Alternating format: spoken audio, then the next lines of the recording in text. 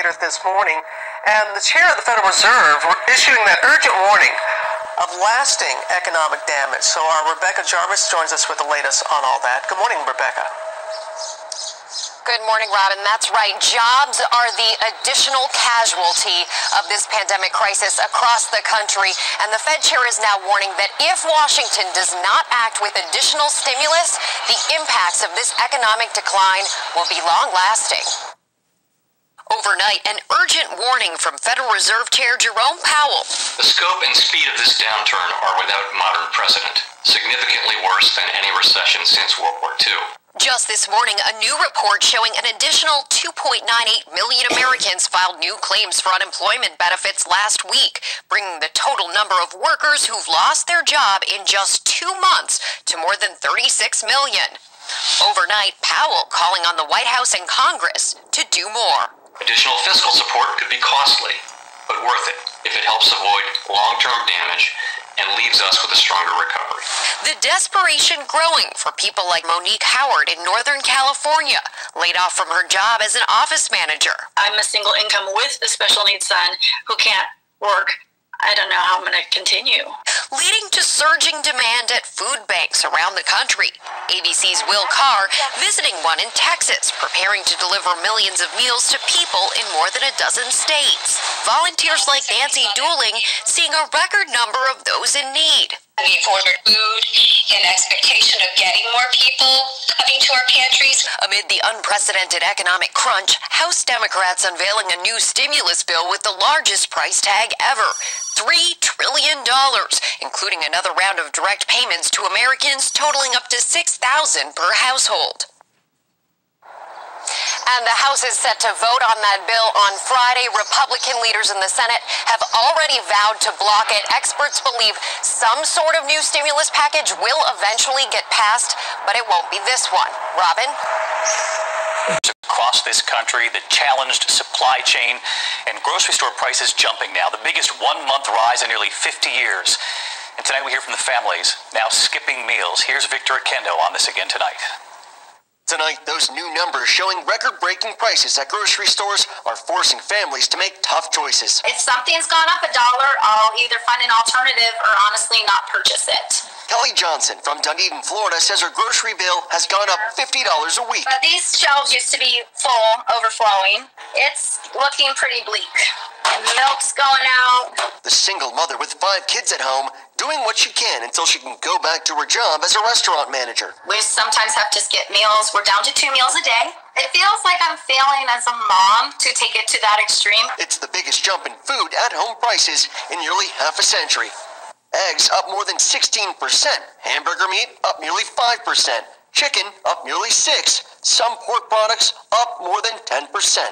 Before the pandemic, Americans were spending more than half their food budget on eating out. People are staying home, they're not going out anymore, and so there's a big increase in regards to sales in grocery stores. Grocery stores are seeing on average over 25% sales increases. The other byproduct of increased demand that's hurting families are less deals. A lot of these grocery stores are not offering things on sale. You're really going to have to do your due diligence as a shopper because you're not going to see many promotions in these stores anymore.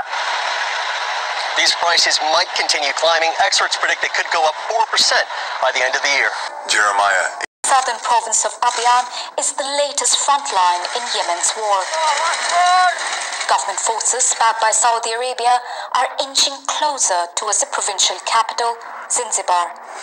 They are fighting to end what they call an armed rebellion by the Southern Transitional Council, the separatist movement which is backed by the United Arab Emirates and determined to break away from northern Yemen. The breakaway fighters were once allies in the fight against the Houthis in the north. Now, enemies in the battle for control in the south. Last month, the southern separatist fighters declared self-rule in their stronghold, the port city of Aden, and now want to extend control over nearby provinces. Victory is close. Only a few hours separate us from Abyan and Aden. We are well prepared. Our morale is high and men are ready. Not far from the shell fire, Yemenis in Aden are fighting against an invisible enemy, the new coronavirus.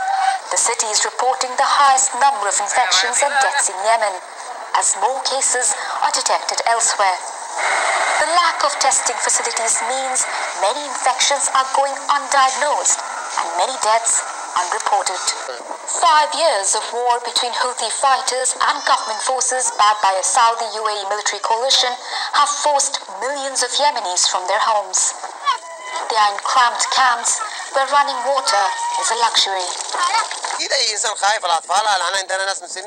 We are afraid for our children. We have elderly people, and we are in a remote place, and we are afraid the virus will spread like wildfire, especially if the disease appeared in Taiz, and only the Directorate of Motra is between us and the virus, meaning that it is very close and we are in fear. The World Health Organization says the virus could rip through Yemen, where only half the hospitals are functioning, and aid agencies have warned of famine. Yemenis are caught between the pandemic and civil war. Returned from all over the world. It's happening right now. They come from all over the world to a place many have never been. Yet the Jewish people have longed to return to this land for thousands of years. I'm Sarah from France. Hi, I'm Dylan from Uruguay. I did Aliyah in December. I'm here because I love Israel. Hi, my name is Debbie. I'm from Córdoba, Argentina. I'm Nikita from Russia. I study nuclear physics. Hi, my name is Gadi. I'm from Brooklyn, New York, and I made Aliyah in December. I'm a lawyer in New York, and I'm here because it's the only Jewish state there is. It's called Aliyah, literally going up. Taken from biblical times, the term describes when people went up to Jerusalem to worship at the temple. Now it means immigrating or returning to Israel. You're an American. Yep. Then why did you come? It's a beautiful country. I love it here. Yeah, Arizona's beautiful. Arizona is beautiful, but it's not Israel. Why did you come? It's hard to live like Jewish, religion Jewish in Ukraine. So I think it's my country, my home. And why did you come? Rio de Janeiro is a dangerous city. Oh, it is? Yeah, it is. Yeah, and the economy there is not so good, so... You said it's a dangerous city there, but Israel is surrounded by people who would like to destroy this land. You don't feel any fear here, anxiety about being here? No, not like in Brazil. Last year, 27,000 new immigrants arrived in Israel, including 3,600 from the United States. For almost 3,000 years, we were disconnected, but we were praying for Jerusalem. So it's really a gathering of exiles, and it continues every day.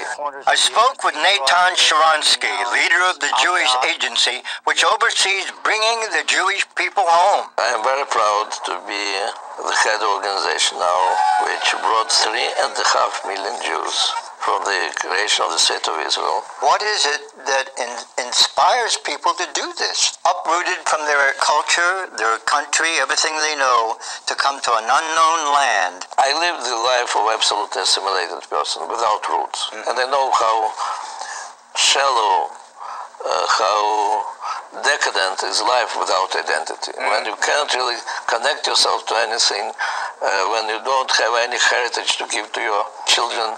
And then I also discovered a different life with identity, life inside history. Sharansky made headlines in the 80s as a political prisoner in the former Soviet Union. International pressure led to his release, and he immigrated to Israel in 1986. I meet with a lot of new immigrants, and I love to be in the airport and to see this moment of them going down from the airplane, because we think that after each of these people there are at least 50 generations of Jews who are praying and dreaming about coming to Jerusalem. And each of them is closing a huge circle of 1,000 years of exile.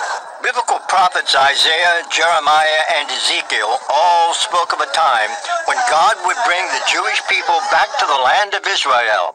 The prophet Amos says they'll never be dispersed again.